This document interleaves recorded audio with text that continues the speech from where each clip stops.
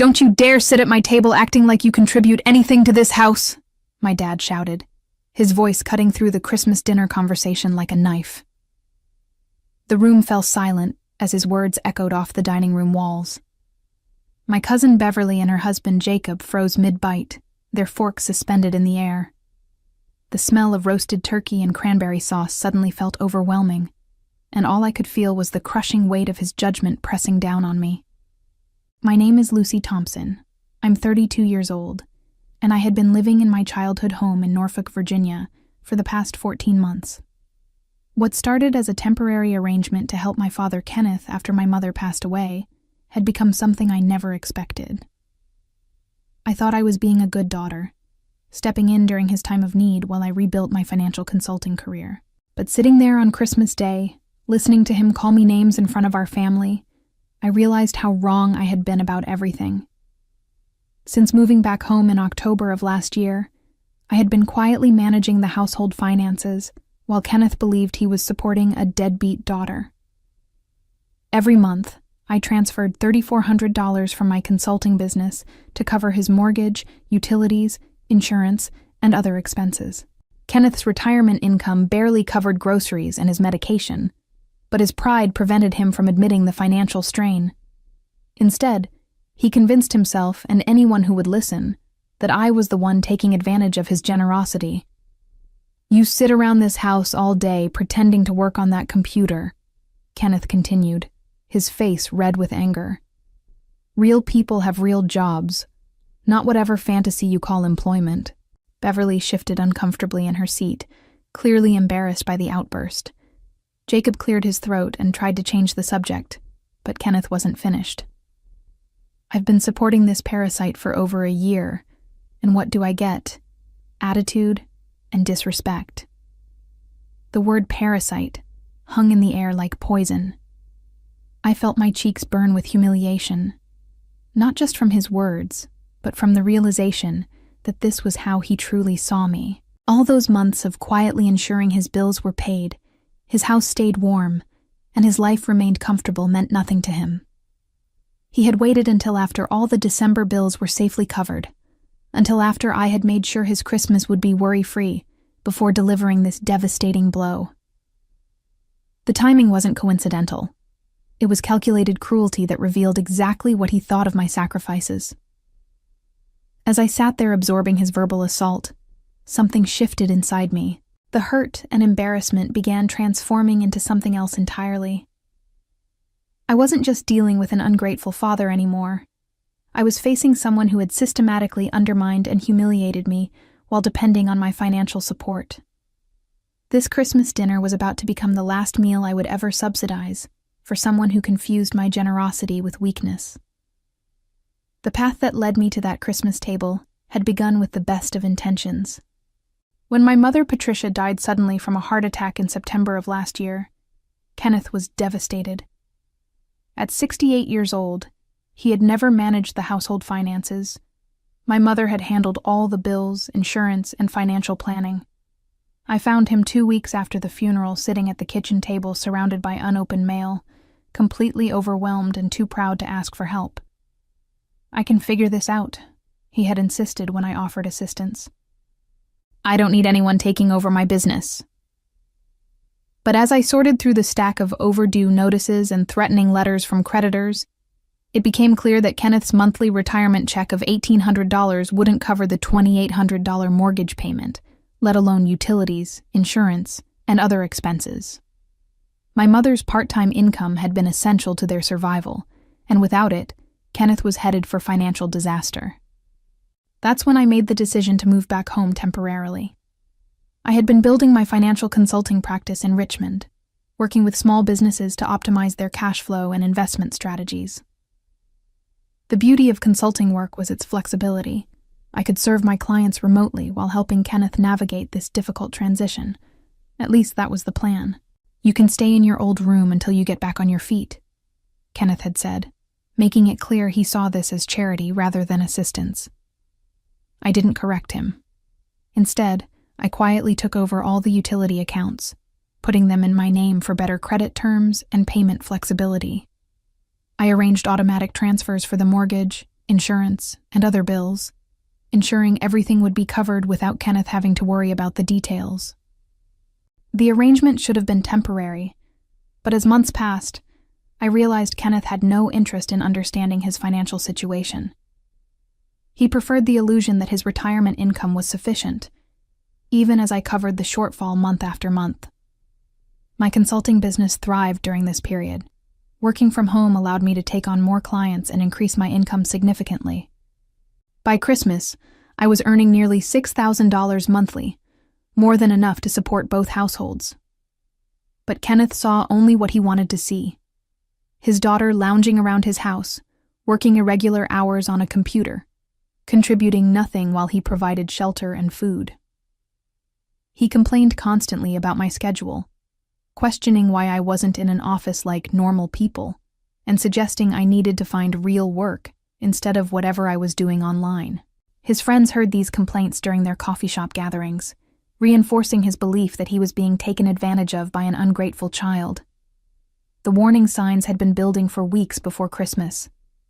Kenneth's comments became sharper, his criticism more pointed. He made jokes about having a professional house guest and asked pointed questions about when I planned to find my own place.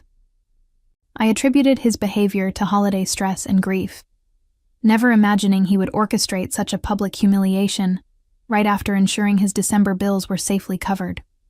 Now, sitting at this Christmas table listening to him call me a parasite, I understood that Kenneth's resentment wasn't about money or space. It was about control and pride.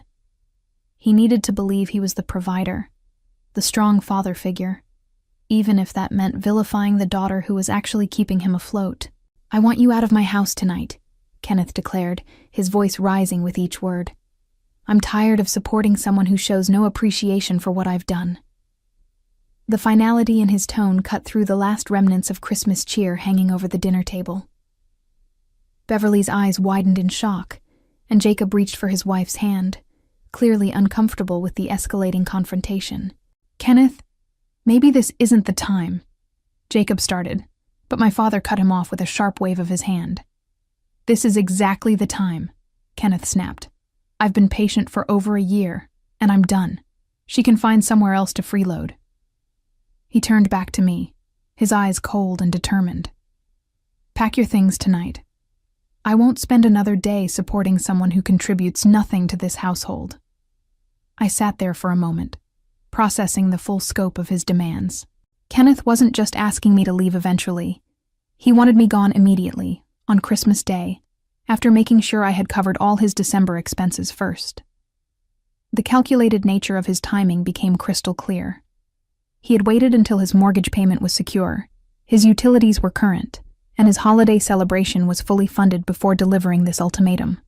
"You're absolutely right," I said quietly, standing up from the table. My calmness seemed to surprise everyone, including Kenneth, who had probably expected tears or arguments. "I shouldn't stay where I'm not wanted or appreciated." Beverly looked between us, clearly sensing something was wrong, but unable to identify what. "Lucy, maybe you two should talk about this privately." "No need," I interrupted gently. "My father has made his position very clear. I'll have my things packed within the hour." I looked directly at Kenneth, whose expression had shifted from anger to something that might have been confusion. "I hope you enjoy the independence you've been craving."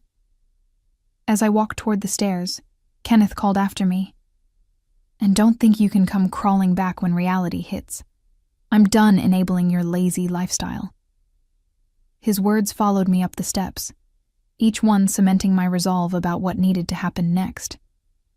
In my old bedroom, I quickly gathered my belongings, mostly just clothes and my laptop.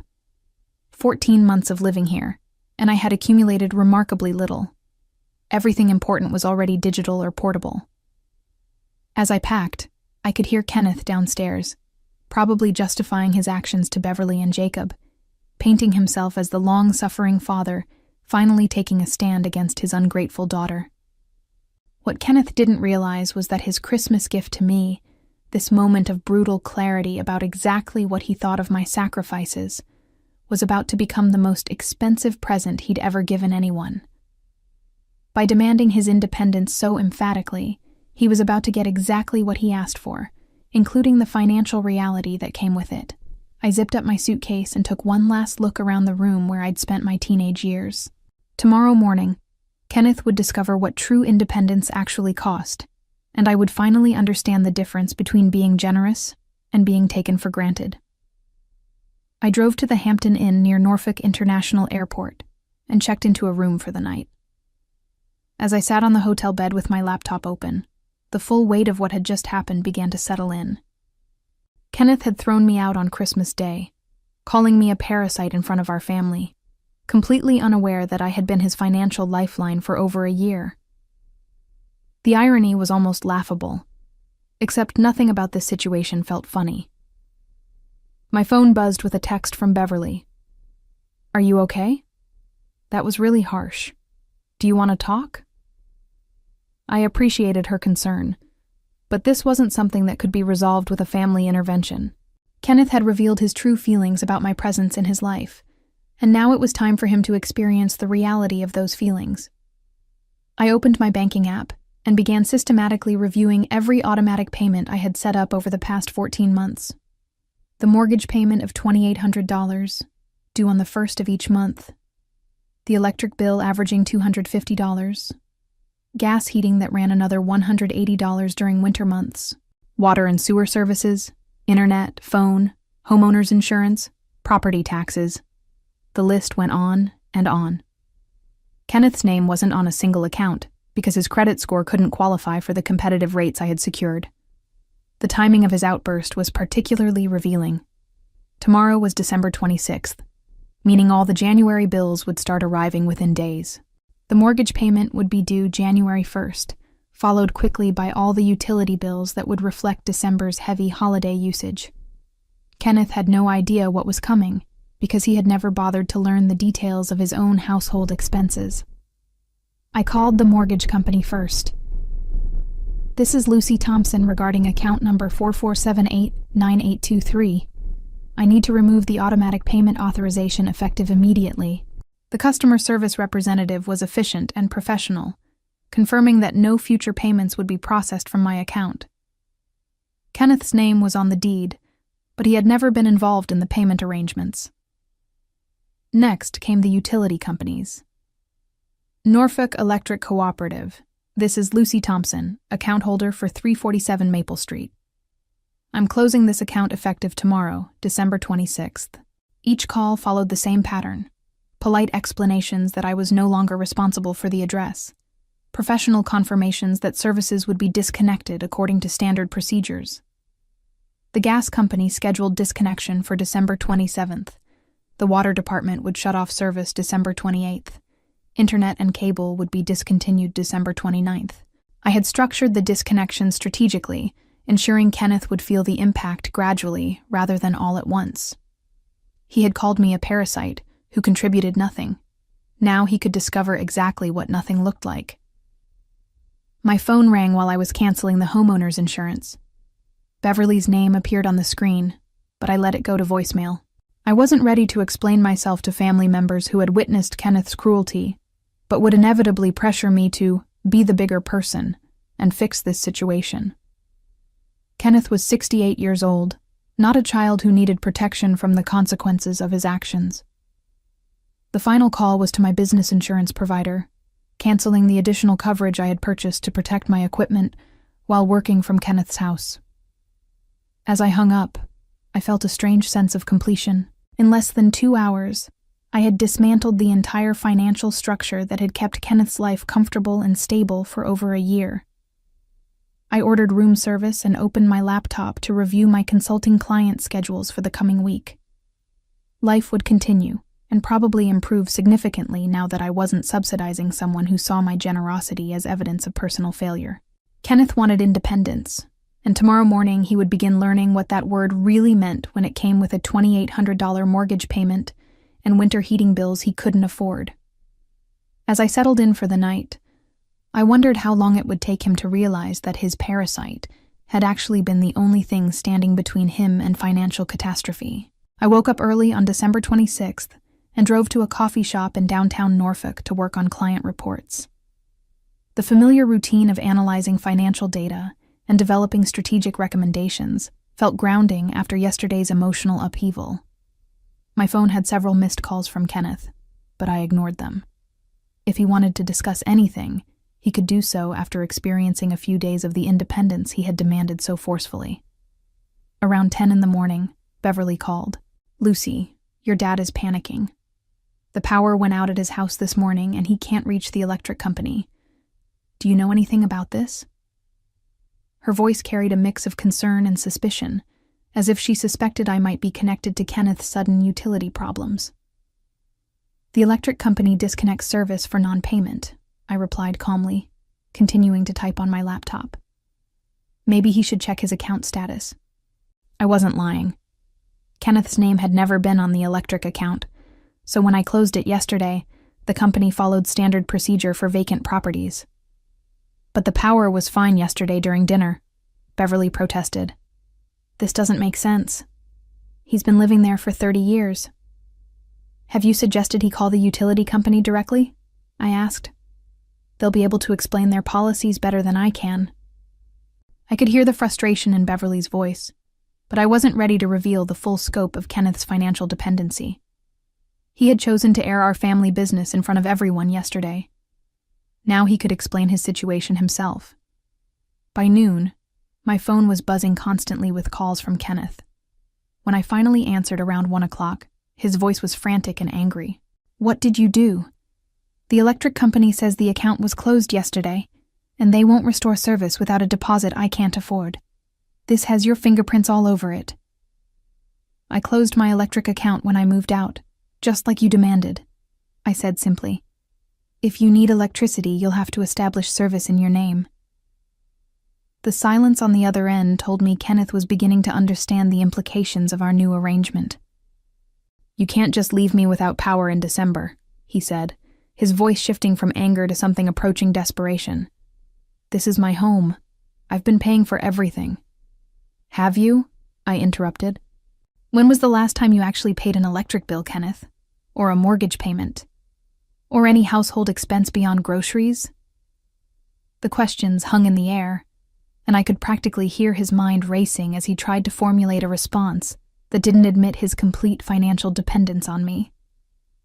"That's not the point," he said finally. "You lived here for over a year. You owe me." "I owe you nothing," I said firmly. "You made it very clear yesterday that I was a parasite contributing nothing to your household. Parasites don't typically pay their host's mortgage and utilities, so I'm confused about what exactly you think I owe you." The reality of his situation was starting to penetrate his anger, and I could hear his breathing becoming more labored. "Lucy, I didn't mean—" he started, but I cut him off. "You meant every word. You waited until after I covered all your December bills to kick me out on Christmas Day. You calculated the timing to ensure your holiday was comfortable before humiliating me in front of our family." My voice remained steady, but I could feel years of suppressed resentment flowing into my words. "The gas company is scheduled to disconnect service tomorrow," I continued. "Water gets shut off the day after that. You have approximately 48 hours to figure out how a 68-year-old man on an $1,800 retirement income plans to cover $3,400 in monthly expenses. I'm sure you'll manage just fine. After all, you've been supporting yourself this whole time, right?" The line went quiet for several long seconds before Kenneth spoke again, his voice barely above a whisper. "What have you done?" December 27th arrived with a bitter cold snap that sent temperatures plummeting into the teens. I was having breakfast at my hotel when my phone rang. Kenneth's name appeared on the screen, and this time I decided to answer. His voice was barely recognizable. Gone was the confident anger from yesterday, replaced by something approaching panic. "The gas is off," he said, without preamble. "The house is freezing, and they want a $400 deposit plus proof of income to restore service. Lucy, I need your help. I can't afford this." The desperation in his voice might have moved me 24 hours ago, but after being called a parasite on Christmas Day, I found myself remarkably unmoved by his predicament. That sounds challenging, I replied, continuing to eat my scrambled eggs. Have you considered getting a job to supplement your retirement income? I hear there are many opportunities for people willing to work hard. I threw his own words back at him, using the same condescending tone he had employed when discussing my consulting career. This isn't a joke, Kenneth snapped, some of his old anger returning. You can't just abandon me in winter. I'm your father, and I raised you better than this. You raised me to understand that actions have consequences, I said calmly. Yesterday, you made it very clear that you didn't want a parasite living in your house, contributing nothing, while you generously provided support. I'm simply giving you the independence you demanded. Isn't this what you wanted? I could hear him moving around the house, probably checking windows and doors to see how cold it was getting inside. I was angry about something else. You know I didn't mean those things about you being a parasite. What were you angry about? I asked. What exactly had I done to deserve being called names and thrown out on Christmas Day? The silence stretched on for nearly a minute, as Kenneth struggled to come up with an answer that didn't reveal the real reason for his outburst, his own shame about being financially dependent on his daughter. I don't remember exactly, he said finally, but we can work this out. Just call the utility companies and get everything turned back on. We'll figure out the money later. I don't have accounts with any utility companies, I said. Those were my personal accounts that I closed when I moved out. If you want utility service, you'll need to establish it yourself, in your name, with deposits and proof that you can afford the monthly payments. The reality was starting to sink in, and I could hear his breathing becoming more agitated. How am I supposed to prove I can afford payments when my income is only $1,800 a month? The question slipped out before he could stop himself, and we both knew he had just admitted what we both already knew. His retirement income couldn't support his lifestyle. That's an interesting problem, I said. How have you been managing to cover $3,400 in monthly expenses on $1,800 of income? That math doesn't seem to work out. The silence that followed was deafening. Kenneth was finally being forced to confront the reality he had been avoiding for over a year. His daughter hadn't been freeloading in his house. She had been subsidizing his entire existence while he convinced himself he was the generous provider. The mortgage payment is due January 1st, he said quietly. If I don't pay it, you'll face the same foreclosure process that anyone else would face, I finished. Welcome to the independence you've been craving, Kenneth. I hope it's everything you imagined it would be. I hung up the phone and returned to my breakfast, feeling no satisfaction in his panic, but also no guilt about my decision. Kenneth had chosen to treat me like a burden, while secretly depending on my financial support. Now he could discover what his life actually cost without someone he considered a parasite covering the bills. By December 28th, Kenneth was calling every hour. I had stopped answering, but his voicemails painted a clear picture of his rapidly deteriorating situation. The water's off now, he said in message number 7. I can't flush the toilet or take a shower. This is inhumane, Lucy. You can't treat your own father this way. Message number 12 was more desperate. I called the mortgage company. They say I'm already 30 days behind because no payment was made in December. How is that possible? You said you were taking care of things. The confusion in his voice was almost comical. Kenneth still hadn't grasped that I had been making the mortgage payments all along, not him. I was working from my hotel room when Beverly called, her voice tight with worry. Lucy, what's going on? Dad called asking to borrow money for utility deposits, but he won't explain why everything got shut off at once. He keeps saying it's some kind of mix-up, but 3 different companies don't make the same mistake simultaneously. Has he shown you his bank statements? I asked, or explained how he's been covering his monthly expenses on his retirement income. The silence on Beverly's end told me Kenneth hadn't shared the financial details with anyone in the family. He says he manages just fine, Beverly replied slowly. Are you telling me he doesn't? I'm telling you that his mortgage payment alone is $2,800 per month, I said. His retirement check is $1,800. You can do the math. I could hear Beverly's sharp intake of breath as the numbers sank in. Then how has he been? She started. Ask him, I interrupted. Ask Kenneth to show you exactly how he's been covering his mortgage, utilities, insurance, and other expenses for the past 14 months. Ask him to explain where that extra $2,000 per month has been coming from.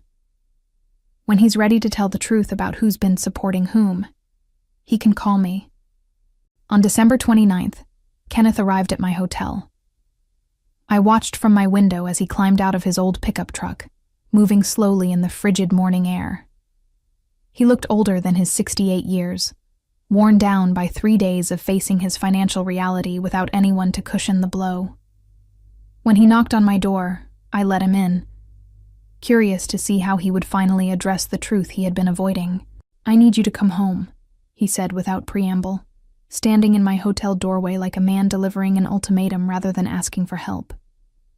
This has gone on long enough. We can talk through our differences, but you can't just abandon family when things get difficult.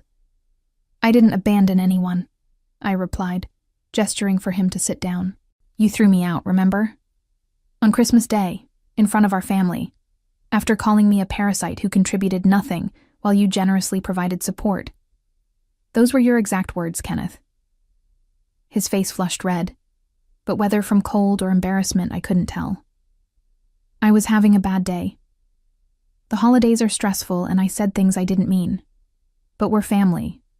We're supposed to forgive each other and work things out. Show me your bank statements, I said simply. What? Show me your checking account statements for the past year. Show me the mortgage payments you've been making, the utility bills you've been covering, the insurance premiums you've been paying. If you've truly been supporting me while I contributed nothing, the evidence should be right there in your financial records. Kenneth's mouth opened and closed several times, but no words came out. We both knew what those bank statements would show, or more accurately, what they wouldn't show. He had never made a single mortgage payment, never paid a utility bill, never covered any household expense beyond groceries and his personal needs. I can't, he whispered finally, because the truth is that your parasite has been keeping you housed, heated, and financially afloat for over a year, I said quietly. And rather than acknowledging that reality, you chose to humiliate me at Christmas dinner to make yourself feel better about needing my help. Kenneth's shoulders sagged as the last of his defenses crumbled. What do you want me to do? I can't afford to live in that house without your help. I'll lose everything. The admission hung between us like a confession he had been avoiding for months.